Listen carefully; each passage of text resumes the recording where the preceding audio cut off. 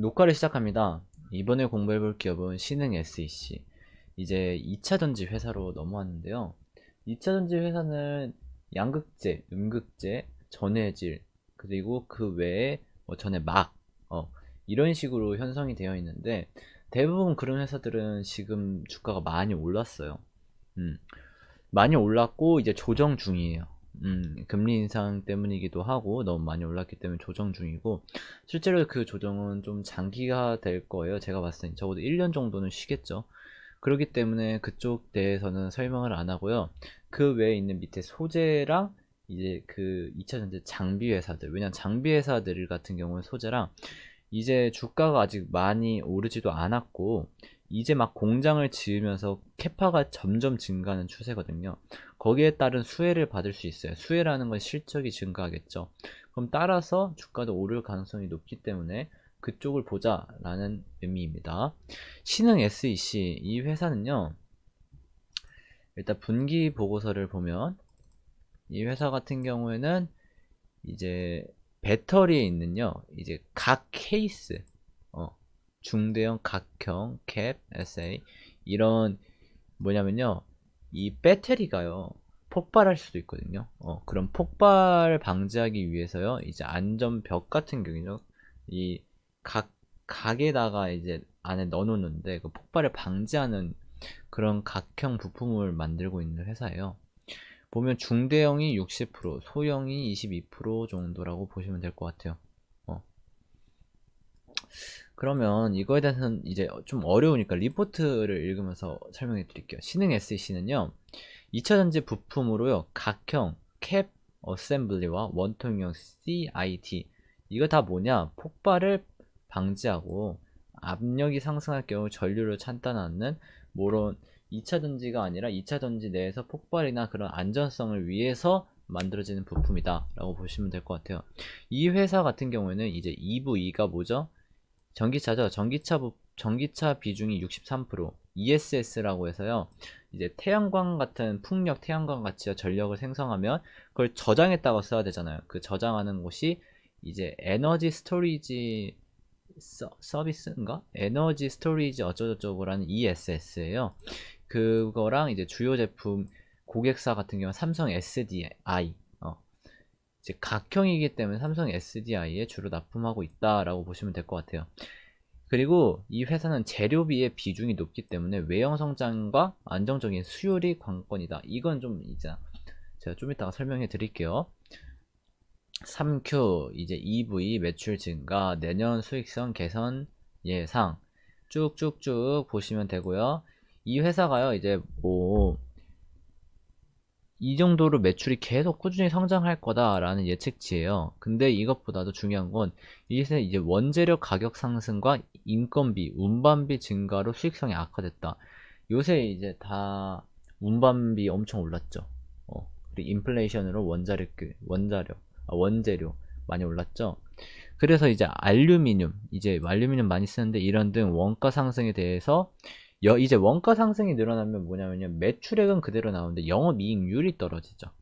똑같이 파는 건 똑같이 팔아. 근데 영업이익률, 왜냐면 그 외에 빠지는 게 많으니까. 이게 뭐 원재료 비용이 좀 증가하든가 인건비가 증가하든가 그런 식으로 흘러가겠죠. 그렇다고 봤을 때 5,300에 내에서 32%, 53% 정도 높아질 예정이래요. 이거는 생산 능력이야. 생산 능력은 계속, 뭐 예를 들어서 오산과 말레이시아는 이만큼 증가할 예정이고, 캐파가 점점 증가한다는 거예요. 그리고 이제 헝가리에 있는 것도 30, 50% 정도 확장할 전망이다 라고 봤을 때, 생산 능력은 2021년도에 12월에 60만 개 증설하여서 2022년도에는 월별 180만 정도의 생산 능력을 가질 거다. 하지만 영업이익률이 하락했죠. 좀 많이 하락한 이유가 뭐다? 매출액은 증가하고 있는데 영업이익률이 하락한다는 거는 그 외에 뭔가, 원재료 비용이나 아까 운송 비용 그쪽이 좀 문제를, 그쪽만 만약에 해결이 된다면 매출액이 성장해서 영업이익률도 상당히 15%면 나쁘지 않죠. 그 부분을 보시면 될 것 같아요. 이 부분이 해소되면 좋다. 그리고 이제 지역 매출은 국내, 중국, 헝가리 다 나눠져 있다. 나쁘지 않죠. 그렇다고 보시면 될 것 같습니다. CID가 이런 거고, 각형은 이런 거고, 캔은 이런 거고, 이렇게 보시면 될 것 같아요. 그럼 실적을 봐야겠죠, 이 회사. 아직 4분기 실적은 안 나왔는데요. 예측치로 보면 매출은 4천억 정도로요. 45%, 50% 정도 상장했고요. 영업이익은 445로 5억으로 67% 정도. 매출액은 385억 정도로 100% 정도 성장할 예정입니다. 하지만 영업이익률이 이제 점점 2분기, 3분기, 4분기 보면 8%까지 떨어졌죠. 10, 뭐 2, 3% 하던 게 이게 많이 아쉬운 부분이에요. 이게 10%대로만 증가를 한다면 적어도 영업 매출액이 5천억 정도로 30% 증가하고 10% 정도까지만 나오면 11% 정도는 600억, 460억 하면 지금 PR로 따지면 10배 정도 되고 내년으로 따지면 한 8배 정도. 지금 실적도 나쁘지 않은 뿐만 아니라 미래 성장성까지 있어요. 그래서 제가 이제 좋게 보는 이유고요. 신흥 SEC가 지금 주가도 나쁘지가 않아요. 코로나 이전에 비해서 2차전지 막 올릴 때 못 오르다가 막판에 한 번 올랐는데 불구하고요. 이때 오르고 못 올랐어요 또. 그래서 주가가 지금 바닥인 부분이 좀 있어요. 오히려 지금 부분이 충분히 매수해 볼 만한 타이밍이 아닐까 싶어요. 제가 봤을 때는. 이 부분이요. 충분히 매력적인 가격이에요.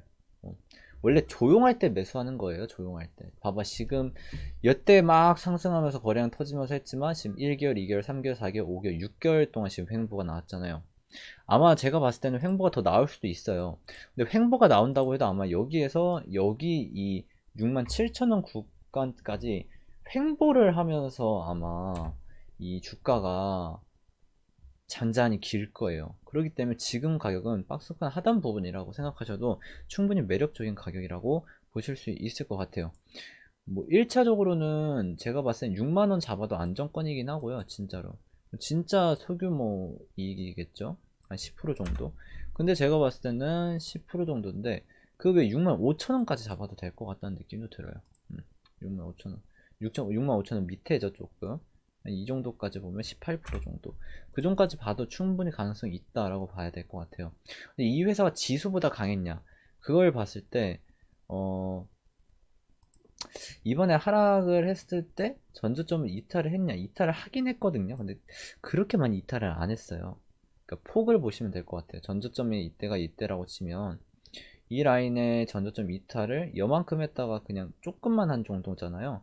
그럼 55,000원 밑에 구간에선 충분히 매수해볼 만한 매력도가 있다고 볼 수가 있는 거예요. 제가 봤을 때는. 그렇다고 보고요. 최종 점수 한번 매겨볼까요? 현재 실적은요. 4점 줄 수 있을 것 같아요. 4점. 영업이익률이 조금 아쉽긴 하지만 그래도 나쁘지 않잖아요. 10배 정도면. 그리고 미래 성장성은 높은 건 아니지만 제가 봤을 땐 이대로만 흘러간다 안정화만 된다고 해도 최소 3점에서 4점 줄 수 있을 것 같고요. 차트는 4점에서 5점 줄 수 있을 것 같아요. 그럼 적어도 봤을 때 8, 11점 정도 줄 수 있는 나쁘지 않은 회사다. 지금 투자했을 때 미래 성장성도 어느 정도 보장되면서 지금 현재 주가와 차트적인 부분은 이제 바닥 부분이고 현재 실적도 저평가랑 미래 성장성이 앵간하면서 바닥인 부분이 신흥 SEC다 라고 보시면 될 것 같습니다. 이번 영상은 여기서 마칠게요. 다들 수고하셨습니다. 구독과 좋아요는 다음 종목 제작에 큰 도움이 됩니다. 한 번씩 부탁드립니다.